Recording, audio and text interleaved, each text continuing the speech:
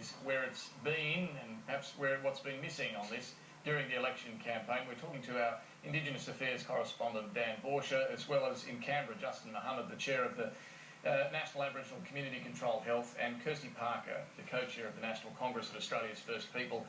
I want to look at some of the practical issues there for Indigenous Australians, and when we think about big election issues and where we're failing as a nation, it's all there to see when you look at the Close the Gap targets and where we haven't made enough improvement on things like literacy, numeracy, school retention, life expectancy, infant mortality, and the rest of it.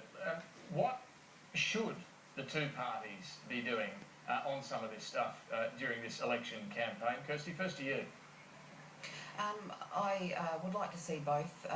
parties maintain their commitment to the Closing the Gap initiative. Certainly we've seen a very bipartisan approach to that campaign, and that again is to be applauded. The Labor government has been very specific about its support. It's recently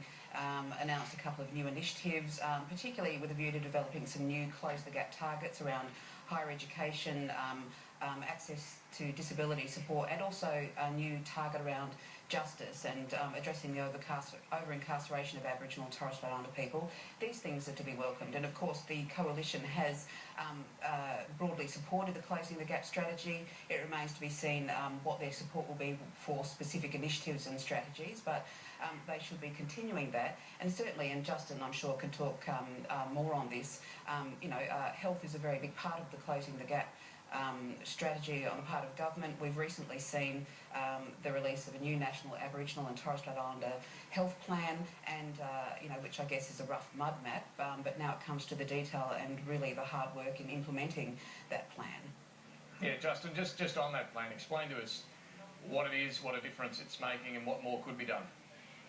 Yeah, look, I think when we talk about closing the gap, and we've seen there has been the targets, there's been the bipartisan support, a number of both sides of government have talked about their commitment to improving the health and education and employment of Aboriginal people.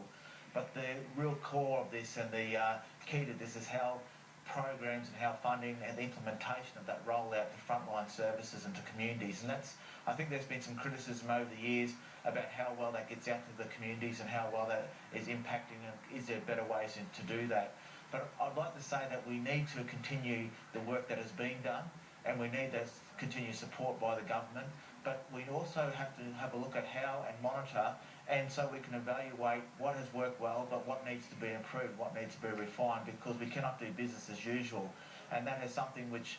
us in the health sector, I'm sure in education, employment, and a whole range of other areas which impact on Aboriginal lives, we are saying as Aboriginal people we need to ensure the investment's there, but the implementation is very important, and how it is then monitored to ensure that the government bodies, departments, and also the people that receive the funds are doing the job as far as delivering the best quality of service to Aboriginal people in their communities. Justin, just how confident are you that on the big Closing the Gap indicator of the life expectancy gap, that it can actually be reached within a decade? Yeah, look, I mean, that is a very, that to me is the pinnacle of this whole Closing the Gap campaign, which started and got onto the into the staff rooms and in around the barbecues and in people's backyards. It's about closing the gap in life expectancy. We have seen very little change in the life expectancy gap being closed, but I think that we should be positive. There are certain trends which are starting to change in the right direction, and that is starting from our early years, but we do realise it's going to take more than one term of government, and it's going to take possibly a generation, and hopefully we can do it within a generation, but it does need the focus, and it needs the commitment from everybody, not just Aboriginal people who are faced in delivering the services, but from the politicians and from the bureaucracy, which makes sure that Aboriginal affairs, and in particular Aboriginal health, stays front and centre of any political party, any government of the day. And that's something which we're pushing for, and some of the things where we've been a little bit concerned and disappointed for the lack of Aboriginal focus in both parties' election campaigns over the last couple of weeks. One of the other, Dan,